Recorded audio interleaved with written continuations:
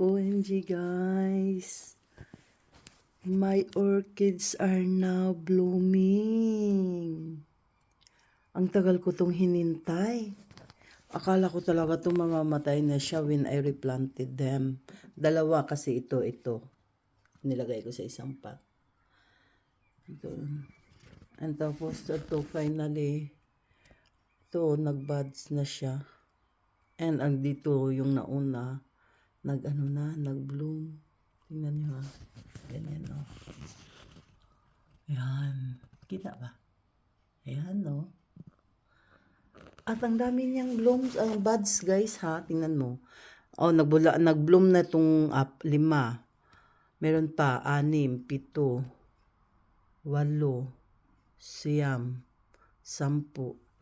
10, 11, 12, 13, 14. 14 ka buds. Ay. Tapos ito, excited din ako nito na mag-bloom siya oh. Tapos meron pa to guys, isa guys. Tingnan nyo yung katabi niya. Yay! Soon mag-bloom na rin ito. 1, 2, 3, 4, 5, 6, 7. 7 ang buds niya guys. Alam nyo guys, ganyan siya tingnan. Parang hindi siya maganda, ano? Parang ano lang siya. Parang boring. Pero pag mag-bloom na siya, ang ganda. Ito din naman, tingnan nyo guys ha. Ayan, tinanggalan ko siya ng original, ano niya,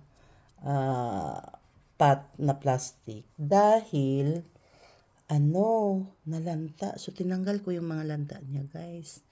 And then, ginunting ko yung old na ano niya, yung pinagbulaklakan ba. Oh, kasi parang parang namamatay na. Tapos, hindi ko, dito din sa kabila, oh. Tinanggal ko din. Tapos, hindi ko in-expect na nagkaroon din siya ng buds. Ayan, oh. And, nag-bloom na tong isa. Oh. Ito, nagkaroon, 5, 6. Magbo-bloom siya soon, 6. Diba? Tapos, dito din sa kabila, meron na siyang 3 dito, oh. Sinong mag-expect niyan, guys? Akala ko tapos na siyang namulaklak. Parang ganito siya, oh. Parang ganito. Tapos na siya nagbulaklak. Ginunting ko siya kaagad. And tapos nag-bloom. Hindi pala dapat guntingin kaagad, guys. Kasi, oh, tingnan nyo. Oh, maari pala siyang mag-bloom ulit. Katulad nito, ayan, oh. Nawala na yung niya. Wait, ayan. Nawala na yung mga bulaklak niya kasi nalanta na, nag-dry na. And then, nag-bloom siya ulit, oh. Sa dulo, tingnan nyo. Ayan. At makikita nyo dito, kung ginunting ko to, guys, siguro nag-bloom talaga ito dito. O, tingnan nyo, may lumabas na naman. Na parang, ito yung magbabad siya. Talaga palang, guys, huwag putulin kaagad kung hindi siya mamamatay. Kasi maaaring mag-bloom. Ganda niya. Ito hindi pa siya namatay. Buti naman. Pero malapit na to kasi nalungkot na to dito.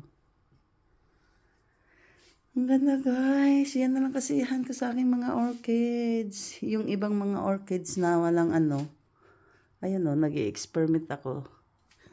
Binitin ko. Kasi wala nang place sa aking bintana. Tingnan nyo naman guys. Oh, puno. Ito din naman. Hindi ko alam. Lagyan ko yan mga tanim dyan. Hindi ayos. So, yun lang.